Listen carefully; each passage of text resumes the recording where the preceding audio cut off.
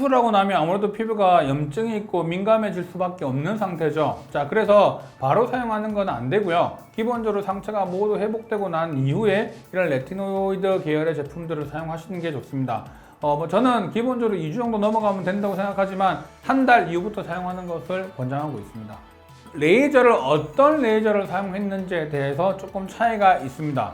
점을 뺐다든지 우리가 프락셀 레이저 같은 이런 깎는 개념의 레이저를 했을 때는 사용을 하지 않는 게 원칙이고요. 기본적으로 2주에서 3주 정도의 충분한 회복 시간을 가지고 난 이후부터 사용을 하는 것이 좋습니다. 레이저를 하고 나면 이런 깎는 개념의 레이저를 하고 나면 기본적으로 피부 상태가 상당히 민감해져 있고 건조해질 수밖에 없고 여러 가지 이런 회복에 좀 더 집중을 하는 상태에서 레티놀 계열이 들어오게 되면 자극이 증폭될 수 있어서 훨씬 피부가 문제가 생길 수 있기 때문에 충분히 회복될 때까지 기다리고 난 이후부터 꾸준히 사용을 해주셔야 되고요.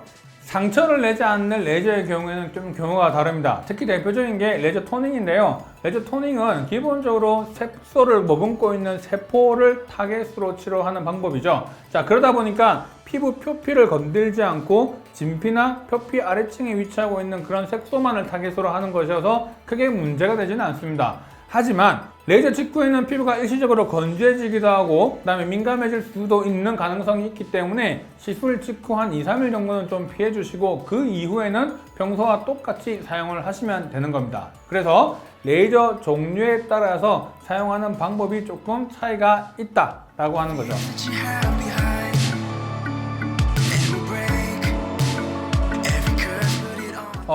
사실은 바르는 것이 기본적으로 문제는 되지 않는다라고 보고는 하고는 있습니다. 먹는 비타민 A 제제 같은 경우는 임산부의 카테고리 X 절대로 사용하면 안 되는 부분 때문에 태아 기형의 위험이라든지 여러 가지 부분 때문에 사용을 하면 안 되는 게 원칙이고요.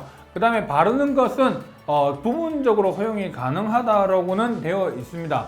하지만 우리가 괜히 이런 불안감을 안고 혹시라도 모르는 이런 위험도를 안고 굳이 그거에 대한 부분들을 사용할 필요는 저는 없다고 생각을 하고요. 주름 개선 목적으로 사용할 수 있는 다른 성분, 아데노신과 같은 성분들이 들어가 있는 제품들을 사용을 하는 게 훨씬 더 낫지 않나 생각을 합니다.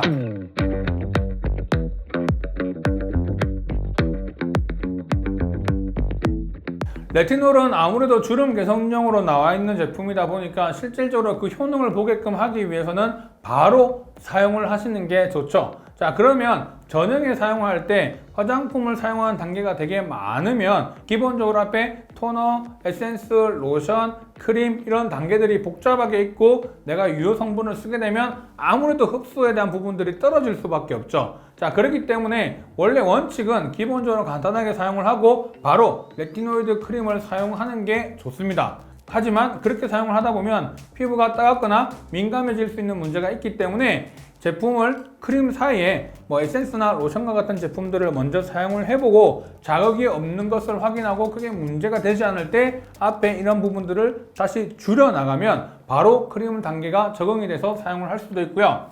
만약에 그 이후에 사용하고 난 뒤에 피부가 너무 건조하다든지 이런 부분들을 느끼신다면 그 이후에 오일 단계를 더 추구하는 방법으로 해서 기본적으로 보습 단계를 같이 만들어주는 것도 하나의 방법입니다.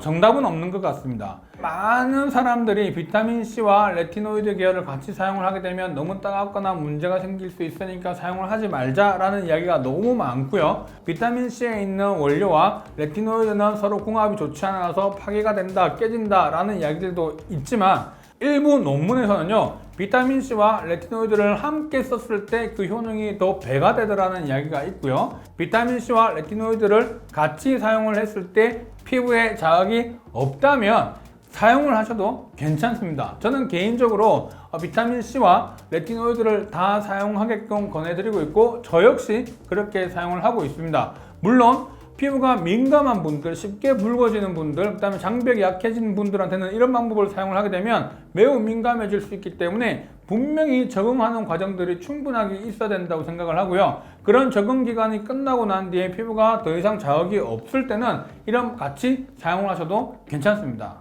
아하와 바하 성분과 레티놀을 함께 사용해도 되냐라는 이야기 역시 많은데요. 이것 역시 마찬가지입니다. 보통 우리가 제품을 사용할 때 피부에 민감하거나 자극이 없다면 사용해도 상관이 없고요. 많은 연구들이 실제로 이루어졌고, 그 다음에 아하와 레티놀을 섞었을 때 반응, 그 다음에 살리실산을 섞었을 때 반응들을 같이 봤을 때 실질적으로 효능은 더 좋다라는 이야기마저도 나오고 있습니다. 하지만 앞서 이야기 드렸던 것과 마찬가지로 이러한 성분들이 잠재적으로 자극이 있을 수 있는 성분들이기 때문에 과하지 않는 게 우선이죠. 그래서 모든 레티노이드 계열의 제품들을 처음 사용할 때는 과하지 않게 사용하는 게 가장 중요하고, 적응시켜주는 단계가 반드시 필요하기 때문에 어떤 원료가 들어온다 하더라도 기본적으로 그 자극만 충분히 잘 극복하고 넘어간다면 그 이후에는 괜찮다고 생각을 합니다. 자, 그래서 비타민C와 레티놀을 사용을 하면 안 좋다더라, 아하와 바하와 레티놀을 무조건 사용하면 안 좋다더라 라고 하는 이야기는 거의 대부분 자극에 대한 이야기가 대부분이기 때문에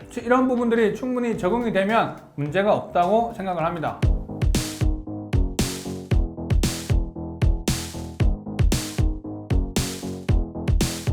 레티놀을 각질 제거용으로 사용을 하면 사실은 그 함량에 대한 부분들이 결국은 과해질 수밖에 없는 부분들이 분명히 있을 겁니다.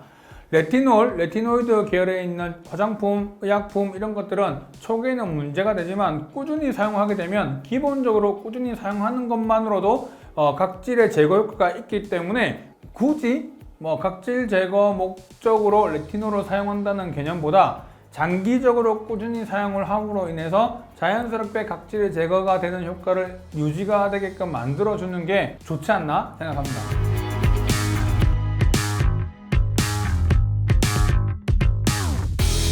네, 가능합니다. 왜냐하면 레티노이드가 가지고 있는 전반적인 특징은 거의 비슷하기 때문에 실질적으로 효능은 있고요. 좀 더 우리가 이런 여드름에 좋다라고 하는 거는 사실 우리가 이런 식약처라든지 미국 FDA에서 보통 그걸로 먼저 승인을 받았기 때문에 그런 문구를 사용을 하는 거지만, 기본적인 레티노이드가 가지고 있는 이런 부분들은 아까 제가 말씀드렸던 효능들이 거의 공통적으로 가지고 있다고 생각을 하시면 됩니다.